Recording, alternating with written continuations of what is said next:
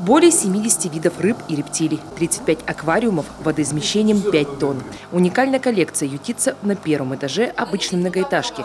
Это один из отделов станции юных натуралистов. Даже несмотря на лето, помещения не пустуют. Экскурсии друг за другом. В среднем длится экскурсия где-то 30-35 минут, но мы и час, и больше, потому что детей нет тащить действительно от аквариумов. И у них постоянно вопросы возникают, которые они задают, которые они интересуются и хотят получить ответы. И это очень радует, значит, мы действительно интересны для детей. В другом отделе восстанавливают загоны для птиц. Летом работы хватает всем. Своего времени на каникулах не жалко и детям. Взрослым помогают всегда. Привести в порядок животных, проследить за их самочувствием. Хотя, как показывает практика, плюс 25 на термометре без проблем переносят даже самые северные обитатели местного зоопарка. В тундре они живут при таких же условиях. Наш район, то есть никакого шока у них нету здесь от температурного режима, от пребывания на солнце. То есть они чувствуют себя великолепно. У нас есть укрытие для них, если им совсем жарко, они могут спрятаться. Регулярно у них вода стоит, то есть водный режим мы поддерживаем.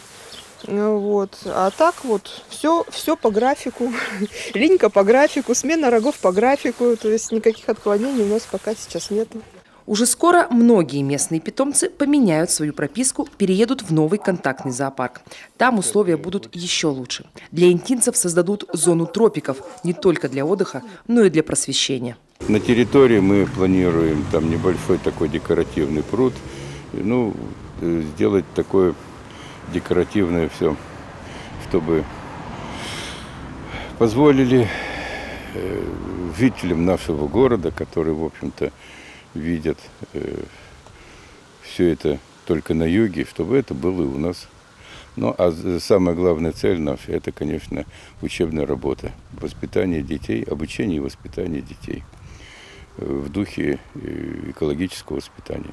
А еще сил у юных натуралистов хватает и на благоустройство города. Все центральные клумбы – их рук дело. Сначала они рассаду выращивают, потом цветочные композиции составляют. Ну и, конечно, приглядывают за зелеными питомцами. Держишь, корень туда вниз опускаешь в луночку и вокруг подсыпаешь земли аккуратненько.